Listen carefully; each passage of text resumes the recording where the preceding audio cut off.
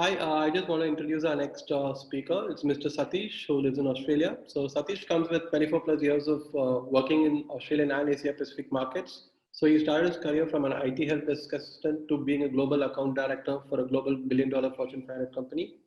Satish is a confident, high-performing IT sales and solutions advocate. He has set the strategy, direction, and created thought leadership around various technology solutions based on outcomes for global and national organizations. By creating demand from customer challenges, he's led consultative teams across various geographies.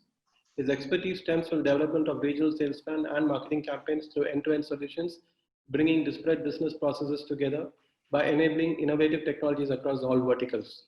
So, hi Satish, thanks for joining us. So, how is everything in Australia? Thank you. That was a great, great introduction, Vinodh. Yeah, look, Australia is one of the few countries where I think we're struggling, but we're struggling together a little bit better than most other countries. So yeah, thank you for the opportunity, by the way. Sure, you're most welcome. Thank you for coming. So you want to share your screen now and Yeah, sure. Let me share my screen. Give me 1 second, and that's the one. And let me move to that. Okay, can you see that okay now? Yeah. Lovely. Okay, thank you once again. So I suppose the main thing that I want to cover is the highlights towards how most of us out there are looking at, growing the current sales structure as well as the sales we can bring through the door. My experience has been across multiple markets and multiple scenarios and situations. So one of the key things I want to bring forward in this summit is to give you an understanding, an idea about digital transformation and how it's not just about technology. Saying that the purpose behind this is not to be prescriptive, it's more to give you a little bit of an idea towards how and where your thinking might be. Once again, it's about collaboration and communication, and this is to give you the highlights of all of the things we're talking about. When we start talking about digital transformation, it isn't really fitting not to talk about technology. So let's talk about technology for a brief moment. When we talk about digital transformation, we realistically mean we want to have independence of devices. We want to have anything, anywhere, provided to us, given to us, accessible to us, internal through to external, through to private, through to public, through to whatever your consumption of information looks like. Again, this, with the advent of smartphones and as a service models really, really ramping up, no longer is it about, which device can I use a particular app or a particular service on. It's about, I want to have a service and I will get it wherever I am. People, none of us, especially those that are in the global markets, think twice about opening up Uber independent of which country you're in. That's a classic way of understanding how we're all, especially given the current COVID-19 situation around the globe, we're all a digital enterprise. And this is about driving global sort of sales, not just about growth, but also driving sales in that digital enterprise. You guys would probably be aware of Satya Nadella, who's the CEO of Microsoft. And one of the things that I took away from a lot of the things he says, obviously, is that you can't just go to work and switch on the empathy button. And the reason I put this up is empathy is such a core component, not just a singular component, but an overarching topic of interest as well as importance across all of the things that we as salespeople do and conduct the way we conduct ourselves on a daily basis. So one of the things that I've observed, and it's proven through the planning and the sales methodologies we go through, is that empathy is absolutely key for global growth. And I use the word global growth because we in Australia are, I suppose, a little bit lucky in the sense that we have organizations, we have management, and we have customers that are a little bit more directly aware of and empathetic towards what factors influence a particular sales process. What I suppose I'm asking for you guys to be aware of here is that, empathy should be considered from a manager's perspective or from a management perspective. We all have tools, we have apps, and we have platforms that we can utilize. And again, it's a fairly prescriptive solution up to a point. One of the things that you should be challenging and you should be going to management with are the issues that you face when you go and talk to your clients, the issues you face with a solution.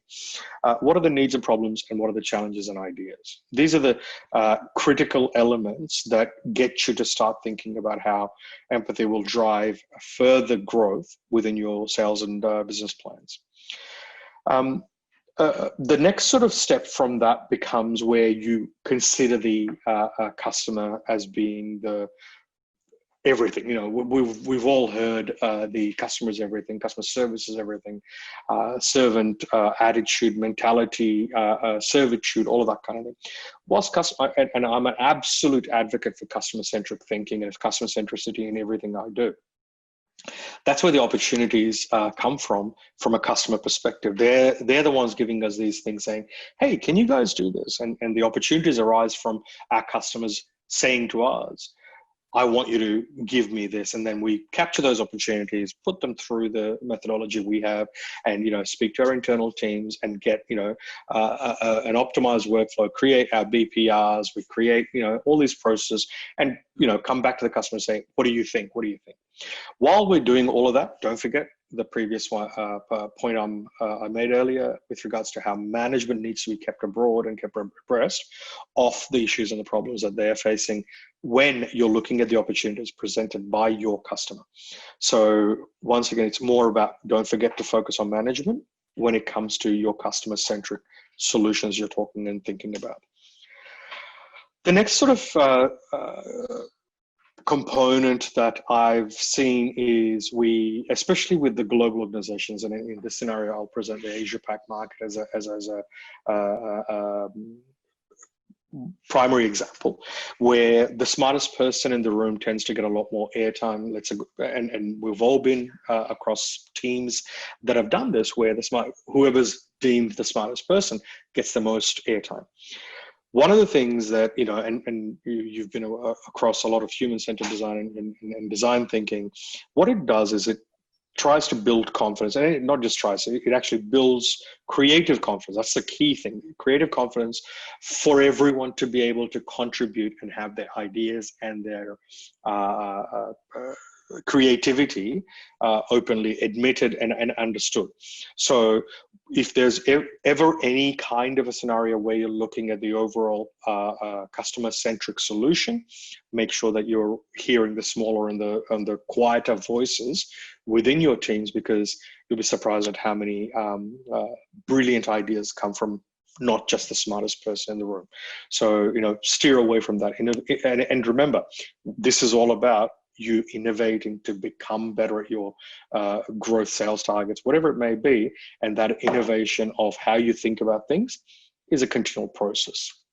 That's very true, actually. That is like what happened recently is like we also had a meeting in our office where we made everybody talk and provide ideas for the next thing. And we were kind of pleasantly surprised that people who did not talk much came up with like really good ideas and concepts. And I was like, wow, that's good. We should do it more often, I'm glad you said that, because one of the things that the purpose behind why we go through human-centered design and these workshops is creating a very, very safe environment for people who, like us, we can speak to anyone, we can talk to anyone, because being in sales means you have to have the topics ready in your mind to be able to talk to people. But your internal teams, who are actually the engine, the powerhouse supporting you while you go and talk about these customer solutions, they're the ones that actually realistically go through an ideation process a lot quicker than you as a salesperson might. So I'm glad you're able to attest to that, and absolutely, I've had more success by including the people that are normally not part of sales than I've had when I've excluded them. So yeah, they should always be a part of your sales strategy. Moving to the next, I suppose, stage, looking at how to create, I suppose, the ideal strategy pathway. And look, ideal basically means the path of least resistance. What we can look at is we start about collecting a lot of different ideas, and it begins from, all the way from this end all the way to the other end, the really wild ideas. So you capture all of that. But what happens is, and that's what this is trying to show, is that you funnel all of these wide-ranging ideas into the narrow area of where ideation, creative mapping, as well as the final outcome is gotten and reached. So one of the things that I have always done is to start out wide and then keep narrowing. So at every stage, as you can see, within the problem definition stage, you go, how do I shorten it? How do I narrow it down? Okay, we've got 15, let's look at 5. Don't throw the others away, but you narrow it down based on what your outcome needs to be, whether it's your client-driven one or it's your internal management-driven one. This is, again, it's just more of a visual representation of what tends to happen when these kind of things occur. Now, we look at the next stage of what a strategic roadmap is. Now, the reason I've included this is it becomes one of the key topics that your customers will ask you, not in the first, not in the second meeting, but in that third and fourth meeting where you're starting to really ramp up your credibility, and they're saying, okay, what is the direction? What is the direction you're going to take me on? What does it look like? So one of the things that we look at is as any kind of sales, we sort of put it through the process and say, okay, give us the ideas, go through the internals and the external teams. We think about all of the things we've done in the past, whatever we do. But then the key thing is always having a desired state, the state that you want to get to. So create your strategy roadmap on the basis that you're going to make mistakes, you're going to fail, you're going to have iterations, and you're going to have to fine tune some of these iterations to the point where the feedback that comes back has to incorporate not just your internal teams, but also your external teams and your customers' teams. Remember, if your customer is giving you something, it's because it is affecting their customers. And that is also something you have to be considerate of. And that's what your desired state means, right? You have to understand. And there's always going to be multiple iterations. And that's one thing we all know. And we're accepting of it. We know that. So from here, I think one of the other things that I want to cover today is also moving to the next part, which is culture. Why culture? Now, culture is a massive topic. We know it extends not just to your team, but to external teams, internal teams, as well as to your client and your client's teams that you're talking to. If you look at any of the studies that come out of Europe and US and any of the more what I call developed sales nations, for them, it's always about culture. Culture is absolutely critical. And the reason I say culture versus strategy is because context of where culture fits in is critical. Without culture, your strategy will not be will not have the same longevity as you would expect it to have. And strategy has to have that. It has to be forward thinking, it has to be futuristic, it has to be one where you're incorporating multiple elements, and the right culture sets that tone right from the start. And the risk of not incorporating culture into your strategy roadmap is where you end up with, your customers, yourself, your management, with the head in the sand and not being aware of what's occurring and not listening to some of the key drivers that are happening out there. And that's the risk. And if you want to succeed in driving any kind of growth or any kind of sales, you cannot afford that risk. You absolutely cannot afford to not consider culture as one of the key points in your journey towards creating that strategy roadmap. So how do you drive culture?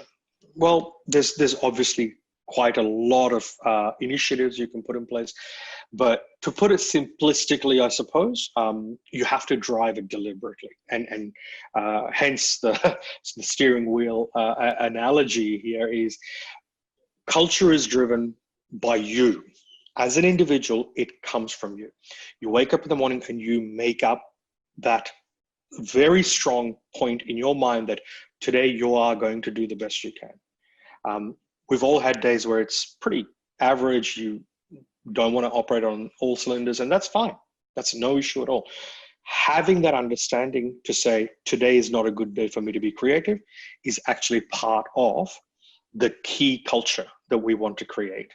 If you yourself are forgiving of your failures, that means you're going to be forgiving of other people's, not failures, but what they go through on a daily basis.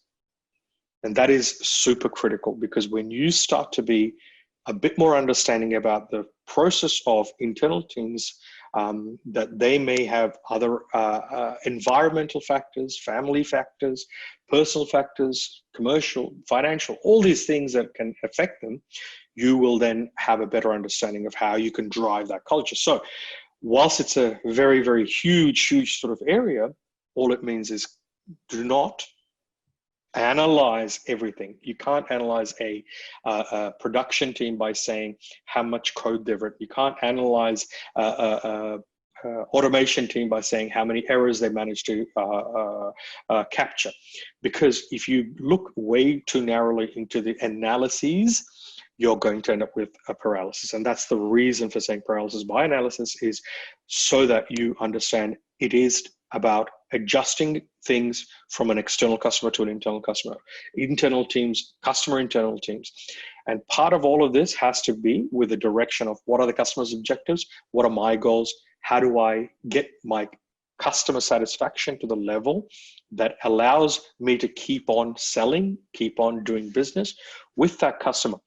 So culture is the top part of that steering wheel, right? Culture tends to sort of say which direction you head, which direction you need to do corrections towards the internal customer. So that's your key stakeholders. How do I get involved management so that they're aware of my customers' demands, my customers' demands? So that's the, again, a very huge topic trying to sort of summarize into this smaller single sort of pager. And, you know, this leads to almost towards the end of the key points I would like to make. And part of all of these is about how we communicate with all these different teams and different departments, not just within our organization, but the customer's organization as well. And that's where we start really understanding that collaboration and communication are key, absolutely key towards how we can get the culture right, we can get the strategy right, and we can get the technology right, because all of those three things together is what we will see. If they work together, that's when we will see the ideal pathway towards digital transformation. That's, again, in a nutshell, majority of what my learnings are, and again, these are high-level notes and points. Yeah, so if any questions, happy to take them now. If there's any further detail you'd like, more than happy to cover it off. Thank you so much, Sateesh. I just have a few questions here. Sure. So say, for example, if there is a company who's just starting up or who's just starting their business, like maybe they're 1 or 2 years old, and how do you suggest them to start working on their culture? Because that's something that they probably are, since it's a startup, they probably are kind of molding too much towards the requirement of your customer, and they probably will not be able to implement their culture. So is there any advice that you can give them? Yeah, look, absolutely. And that's one of the things that I've seen more recently is startups.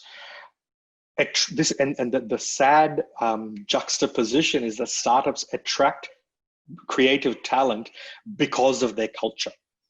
Sure. You think startup and straight away everyone has a mental image of what a startup is. T-shirts, music, headphones, table tennis tables, these kind of things are what a startup equates to when we think. Now that has actually that is actually how culture was actually pushed into people's mindset and psyche about startups.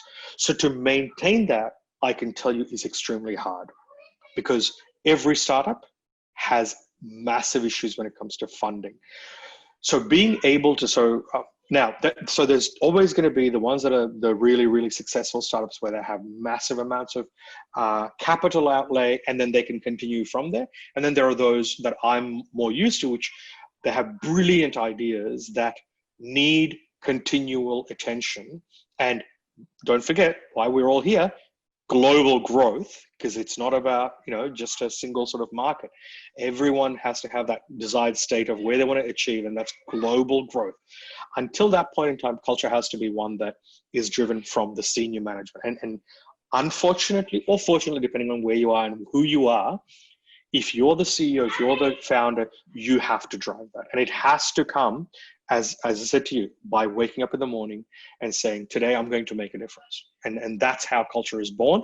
And you make sure you remind your people of that I'm here today to make a difference. I'm here today to help my customers' journey become easier.